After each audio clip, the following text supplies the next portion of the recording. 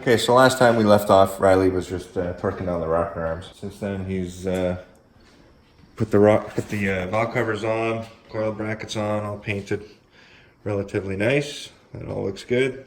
This week, oil pan came. It's a CTSV oil pan. It's supposed to fit into the stock Mustang K-member.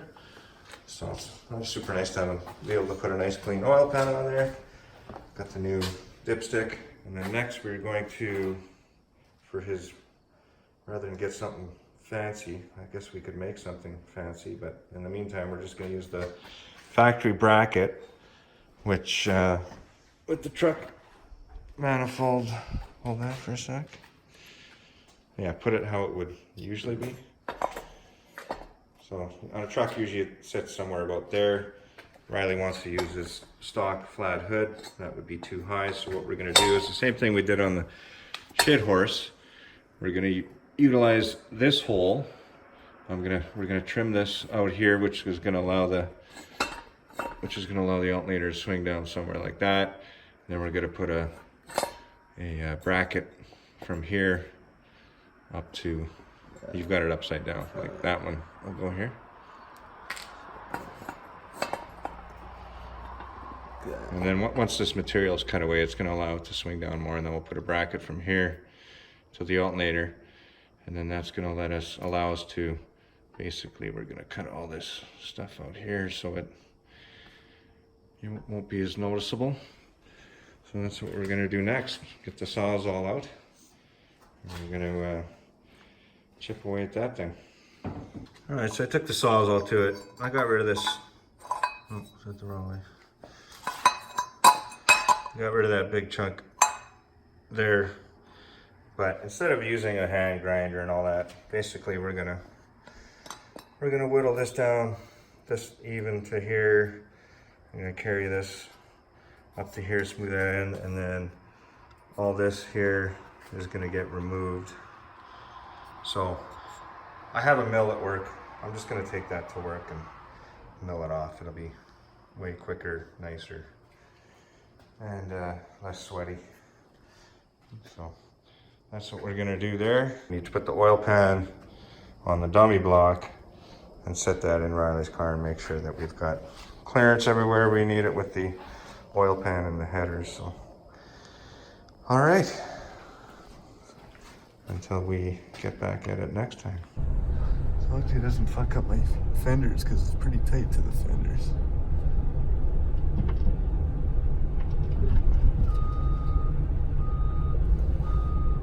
Good job. This guy knows what he's doing. Well, fuck that thing anyway. We got the good stuff out of it. Next, Riley's just getting the rear cover ready for set that on the motor. We're just going to snug those bolts up because the oil pan has to come off yet anyway to go on the dummy motor for a test fit. So we'll torque that all up to spec when the oil pan goes on for good. All right, so back from the machine shop, and obviously we've got everything mounted up and figured out for the most part. So we'll go backwards here and we'll break all this down, basically explaining what we had to do to the stock accessory bracket to get that to work with A, the flat Mustang hood, and B, it just kind of looks better, kind of low and side slung. Maybe we'll take some pulleys off here and take the belt off, and we've got a stock one here to show kind of what we did. Just to compare, basically on the stock one, from here down, we don't do anything with, never change anything there. I took it to work and put it on the mill and just basically roughed it out quick, and then we came home and used a angle grinder and buzzed it all off and smoothed it all up. And so what you have to end up doing is, for your idler, which we still need, we basically needed to move it from the factory truck location over to this hole. And what we did there is, here's the idler here. All we did is I just turned this spacer at work. I think it ended up being like 935 thousandths in length or whatever. So we put that behind the factory pull it. We had to use a 150 millimeter long bolt, a little longer to make up for that spacer length. And then that gets in and tightened down, and that's good. And then the other thing we did was to support the alternator, which obviously usually sits here, swings over to here. We made this bracket here, and that's just a piece of 1/2 inch thick aluminum with I believe we went 1/4 inch back for where it lines up with the alternator. And that's basically that. Swing the alternator over as tight as we can, kind of before it butts up there. And the nice thing about all that when it's back together is you can use the factory length accessory belt, so you don't need to go out and buy a shorter or longer belt. The only other thing, I'm going to put the belt on back now to show you the other modification, or not modification, but what you have to do here with the Ls1 intake and the truck accessories. Okay, so we got the belt on. That's our new routing. Gives us plenty of clearance here into the throttle body for an elbow or whatever. This isn't the right water. This is an Ls1 water pump off of Mike's car. I just wanted to throw it on here and see if the spacing would work because it has this ultra wide pulley. I thought we could maybe get away with using that style of water pump, but I think we're going to use the truck style like Rob has on his S10. Basically, I don't know, this port comes out at like a 45. So as long as that clears the throttle body, that should be the right water pump, and it's truck style water pump anyway, so the spacing will be right. But basically, yeah, that's how you do a cheap truck accessory alternator mod to make a LS1 or LS6 or LS whatever intake fit. That's actually the same thing that we did on the shit horse, so it's not like I'm reinventing the wheel by any means, but there it is. All right, here we are like a week later, working on Riley's car. As you can see, we finally got it in the garage. I'm not sure if you guys had a decent look at it yet, but I think you did from the pictures and whatnot. But there's glare, but the light's not very good. But anyhow, pretty clean car. What we're doing today is we set the dummy motor in, that cursed 5.3 aluminum block, and those 799 heads we got from the junkyard. So just wanted to make sure that the oil pan fitment was good, that the headers are going to fit good, and it looks like the oil pan is going to be perfect. We used a CTSV oil pan. It's got lots of room around the rack. Yeah, and like Riley said, the lowest point is actually the K-member, so bottoming out the pan won't be an issue. So the problem we had with the header fitment on the passenger side, and some of you guys told me that those headers wouldn't fit with a stock K-member, but we're gonna make them fit. Everything's good, except you can see here right on the K-member about here, the header tube just contacts it, and it prevents it from going forward on the where it needs to be to line up on this, where it needs to be on the head by about literally a 1/2 inch. So to fix that, well, we had two options there. It was either slide the motor back more, which involves basically just elongating. Flip it over. Flip it over? Why? Oh yeah, because I had it marked. So that's what we were originally going to do, is simply just elongate those slots to let the motor move back by about a 1/2 inch, and that would have fixed the passenger side fitment. There's lots of room for the motor to go back against the firewall, so that wouldn't have been an issue.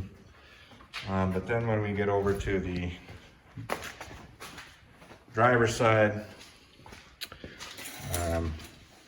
well, we already have the mount off right now, so we'll go to his block and we'll kind of show you what we had to do. Basically, one of the tubes was hitting here, which that's an easy enough fix to get the header to fit. It was also hitting a little bit. These are 4.6 Mustang stock replacement mount, which is the recommended mount for this swap kit. It was also hitting a little bit in here, so we ground that down. Right now, when we put the header on, okay, so it's a little hard to see obviously in here, but we could keep going a little bit more for clearance on that mount. But the other issue we have here is on this nut. And that nut right here is also against the tube. So I'm thinking, you can take that away. The easiest way to get this to fit, I think, is going to be to take basically 100 thousandths off of the, this is the piece that bolts directly to the block. If we take 100 thousandths off of there, that's going to give us, I think, more than enough clearance than we need. Effectively, what that's going to do is drop the motor 70 thousandths. If we take 100 off here, these mounts are sitting at a 45-degree angle. So basically the motor will drop down about 70 thousandths or so, which shouldn't be a problem. It might aggravate the passenger side where it's hitting the K-member. There's these round spacers here that go underneath the 4.6 mount right up against the K-member. So to correct the 100 thousandths I'm going to take off of these, and we want to keep the motor at the same height, I just need to make some of these that are 100 thousandths thicker, and everything should be back where it should be. We're going to start with 100 thou off of here. If I need to make thicker ones of these, that's what we'll do. And yeah, I guess I'll do that tomorrow at work, and we'll pick up there. Are you working tomorrow? Yeah. You're working tomorrow? All week. You're working all week? Yeah. Jeez, that's good. All right, well, we'll visit back when we get this figured out. We're back here working on Riley's car. We clearanced that motor mount like we said we were going to. That all went fine and dandy, but unfortunately, the problem is that header is hitting this stock K-member down here, and in order to fix that would be, I don't know, we'd have to cut out a real big section. The factory AR mount sits just behind there, so I think what we're gonna do, fortunately or unfortunately, is buy a tubular K-member. Wasn't really in the budget, but unfortunately, I think that's what we're gonna have to do. If nothing else, it's gonna be like a 50-pound weight savings. There'll be tons of clearance. We've got the struts undone, the sway bars undone. We're just undoing the K-member bolts right now, and we're gonna drop this K-member out and slide it forward and make an order for a K-member Monday or Tuesday of this week. So I don't know, happy, unhappy? Yeah. Bit of both. Bit of both. Anyway, so that's what we're gonna do. All right, so we got the K-member slid out. That's pretty easy. There's 8 bolts holding that thing in, a couple strut mounts, and that comes out. So here we are now. I guess this gives us a really good opportunity to do some cleaning, and maybe give it a spritz of spray paint until that new K-member comes. And we'll be back in business.